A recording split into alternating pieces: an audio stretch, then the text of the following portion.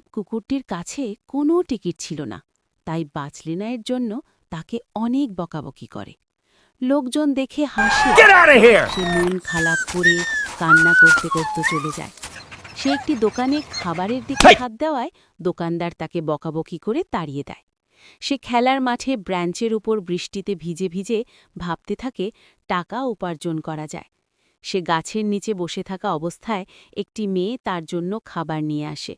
তাকে খাবার খাইয়ে দিতে দেখে মেয়েটির দাদি মেয়েটিকে টেনে নিয়ে চলে যায়, কিন্তু মেয়েটি আবার ছুটে চলে আসে এবং কুকুরটিকে সাথে নিয়ে যায়। সে কুকুরটির সাথে খুব আনন্দের সহিত খেলা করে। মেয়েটি পুকুর পাড়ে থাকা অবস্থায় একটি কুমির তার পা কামড়ে ধরে।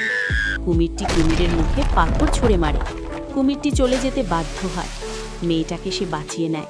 তারপর মেয়েটি তাকে জড়িয়ে ধরে। গল্পটি থেকে আমরা শিখতে পারি যে টাকা না থাকলেও সাহস থাকলে তুমি কারো জীবন বাঁচাতে পারো।